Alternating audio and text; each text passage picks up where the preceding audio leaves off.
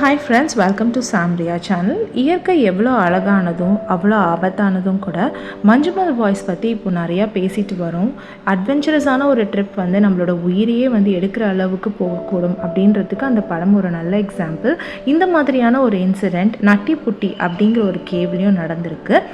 நம்மளில் பல பேர் அட்வென்ச்சரஸான சில விஷயங்களை செய்கிறோம். அழகான பிக்சர்ஸ் வேணும், அந்த பிக்சர்ஸ் பார்க்கும்போது எல்லோரும் மிரண்டு போயிடணும்னு சொல்லிட்டு நிறைய ஆபத்தான விஷயங்களை நம்ம செய்கிறோம். அதுவும் இயற்கை கிட்டே போய் விளையாடுறோம். இயற்கை வந்து ரொம்பவுமே ஆபத்தானது. அது நம்மளை முடிக்கணும்னு நினச்சிட்டா நம்மளால் அதுக்கிட்டேருந்து தப்பிக்கவே முடியாது. நட்டிப்புட்டி கேவ் யுனைடெட் ஸ்டேட்ஸில் உட்டாங்கிற இடத்துல இருக்குது. ஜான் ஜோன்ஸ் எட்வர்ட் ஒரு 25 வயது இளைஞர், மேரிட் பர்சன், ஒரு அப்பாவும் கூட. இவருக்கு வந்து ஃபேமிலியாகவே அடிக்கடி கேவிங் போகிறது ஒரு வழக்கமான விஷயம். சின்ன வயசுலேருந்தே அவங்க அப்பாவோட கேவிங்லாம் நிறையா போயிருக்காரு. இவங்க ஃபேமிலியை பொறுத்த வரைக்கும் கேவிங் ஒரு புது விஷயமே கிடையாது. அதனால கேவிங்னு வரும்போது இவங்க ஃபேமிலியாகவே ரொம்ப எக்ஸைட்டடாக ஃபீல் பண்ணுவாங்க. வெக்கேஷன்னாலே அந்த மாதிரி இடத்த தான் இவங்க சூஸ் பண்ணுவாங்க. இப்படி இருக்க ஜான் எட்வர்ட்ஸ் ஒரு மெடிக்கல் ஸ்டூடெண்ட். அவரோட வெக்கேஷனுக்காக அவர் வந்து அவரோட ஃபேமிலியை பார்க்க வராரு. அப்போ தேங்க்ஸ் கிவிங் செலிப்ரேஷன் போயிட்டுருக்கு. அந்த தேங்க்ஸ் கிவிங் செலிப்ரேஷன் அப்போ ஃபேமிலியெல்லாம் டிசைட் பண்ணுறாங்க, நம்மலாம் ஒன்றா சேர்ந்து ஒரு கேவிங் திரும்பவும் போகணும் அப்படின்னு சொல்லி பிளான் பண்ணுறாங்க. இதை கேட்டு ஜான் பயங்கரமாக எக்ஸைட் ஆகுறாரு. எங்கே பிளான் பண்ணலாம் அப்படின்னு டிசைட் பண்ணும்போது நட்டிப்புட்டி கேவ் வந்து ஃபைனலைஸ் பண்ணுறாங்க. ஸோ ஹோல் ஃபேமிலியாக நம்ம நட்டிப்புட்டி கேவ் போகிறோம் அப்படின்னு சொல்லிட்டு டிசைட் பண்ணுறாங்க. அப்போது எமிலியான அவங்க ஒய்ஃப் வந்து ப்ரெக்னெண்ட்டாக இருக்கிறாங்க. ஆல்ரெடி இவருக்கு ஒரு குழந்தையும் இருக்குது. அவங்க ஒய்ஃப் அதனால் விட்டுட்டு இவங்க தம்பி அப்புறம் கொஞ்சம் ஃப்ரெண்ட்ஸ் எல்லாரும் சேர்ந்து ஒன்றா நம்ம வந்து அந்த நட்டிப்புட்டி கேவை எக்ஸ்ப்ளோர் பண்ண போகலான்னு கிளம்பி போகிறாங்க. நட்டிப்புட்டி கேவ் சினிமாலெல்லாம் காட்டுற மாதிரி டார்ச் அடிச்சிட்டோ இல்லை லைட் அடிச்சிட்டோ உள்ளே நடந்து போகிற மாதிரியான இடமா இருக்காது. நட்டிப்புட்டி கேவ் வந்து ஒரு சின்ன ஹோல் மாதிரி இருக்கும். அதோட என்ட்ரன்ஸே பார்த்தீங்கன்னா ஒரு சின்ன ஓட்டை தான். அது உள்ளே நம்ம எப்படி போகணும்னா க்ரால் பண்ணி தான் போகணும். யாரும் நடந்துலாம் போக முடியாது. ஊர்ந்து தவழ்ந்து தான் போக முடியும். இதுக்குள்ளே போனவங்க நிறைய பேர் மாட்டிக்கிட்டு அவங்கள ரெஸ்கியூவும் பண்ணியிருக்காங்க. இந்த எல்லா விஷயமும் தெரிஞ்சு தான் ஜான் ஜோன்ஸ் ஃபேமிலி வந்துட்டு அந்த இடத்த டிசைட் பண்ணி போகிறாங்க. அங்கே வந்து மேப்பும் இருக்குது. அங்கே பர்த் கெனால்ன்ற பிளேஸ் இருக்குது. இந்த பிளேஸை தான் ரீச் பண்ணுறதுக்காக எல்லாரும் ட்ரை பண்ணி போவாங்க.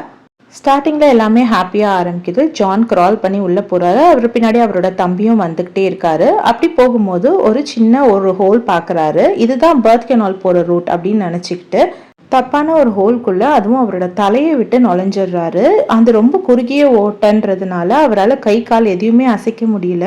அந்த ஓட்டுக்குள்ளே அவர் விட்ட உடனே அவர் பயங்கரமாக லாக் ஆகிக்கிறாரு. அவர் அதே இடத்துல இருந்திருந்தா கூட அவரை ஈஸியாக தூக்கி இருக்கலாம். ஆனால் அவர் என்ன பண்ணுறாரு, அந்த ஓட்டுக்குள்ளே இன்னமும் ட்ரை பண்ணி உள்ளே போக பார்க்குறாரு. உள்ளே போகிறதுக்கு கஷ்டமாக இருக்கவும் அவர் மூச்சை கொஞ்சம் இழுத்து பிடிச்சி நெஞ்சை குறுக்கி உள்ளே போகிறாரு. உள்ளே ஒரு சின்ன ஓட்டை இருக்குது. அந்த ஓட்டுக்குள்ளே விழுந்துடுறாரு. அப்படியே தலை குப்புற விழுந்துடுறாரு. அவரால் எழுந்து வரவே முடியல. அவர் கை லாக் ஆயிடுச்சு. பின்னாடி வந்து அவரோட பிரதர் அவரை தூக்க ட்ரை பண்றாரு. ஆனா அவரால் தூக்க முடியல. இதுக்கு மேல நம்ம தனியா ட்ரை பண்ணிட்டு இருந்தா கஷ்டம்னு சொல்லிட்டு மேல போய் ரெஸ்கியூ டீமுக்கு உடனே கால் பண்றாரு. ரெஸ்கியூ டீமும் கொஞ்ச நேரத்துல அந்த இடத்துல வந்து அடையுது. இப்போ ஜான் நட்டிப்புட்டி என்ட்ரன்ஸ்லேருந்து 400 அடிக்கு கீழே இருக்கிறாரு.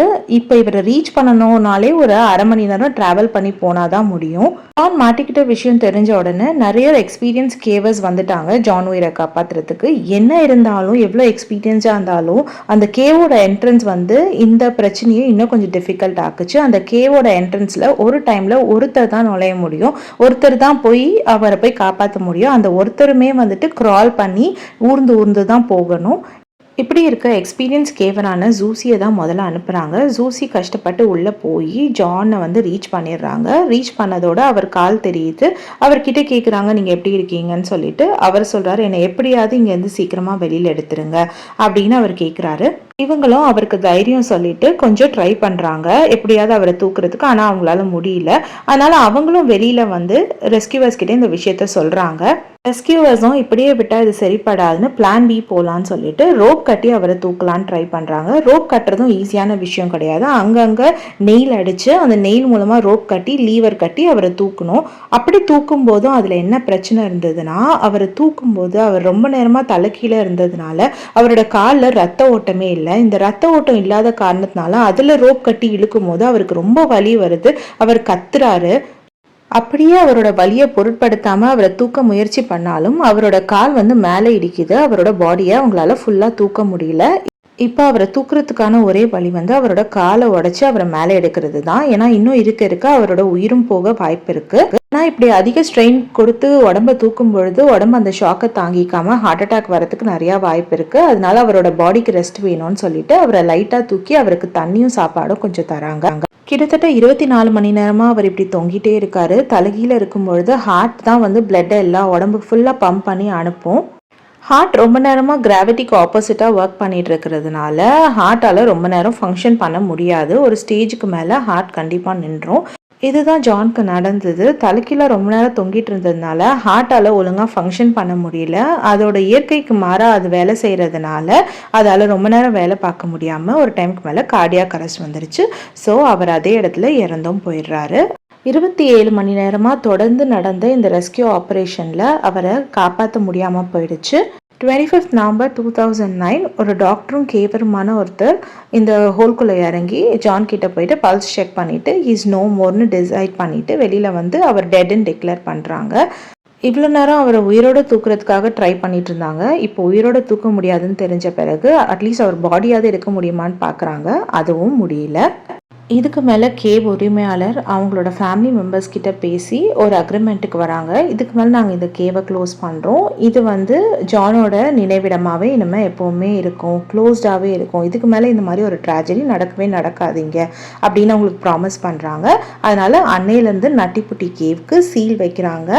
அங்கே ஜான் ஜோன்ஸோட கல்வெட்டு மட்டும் இல்லாமல் இன்னொரு கல்வெட்டில் ரெஸ்கியூவர்ஸ் கேவர்ஸ் ஹெல்ப் பண்ண எல்லாருக்கும் தேங்க்ஸ் சொல்கிற விதமாக ஒரு தேங்க்ஸ் கிவிங் நோட்டும் அவங்க ஃபேமிலி மெம்பர்ஸ் எழுதி வச்சுருக்காங்க. எவ்வளவு பெரிய எக்ஸ்பீரியன்ஸ்ட் அண்ட் ட்ரெயின் ப்ரொஃபஷ்னலாக இருந்தாலும் இயற்கைக்கு முன்னாடி நம்மலாம் ஒன்றுமே இல்லை அப்படின்றது தான் ஜான் ஜோன்ஸோட ரியல் லைஃப் ஸ்டோரி நம்மளுக்கு சொல்லுது. வேறு ஒரு வீடியோவில் உங்களை நான் திரும்பவும் மீட் பண்ணுறேன். until then it's bye from Jemima. Take care.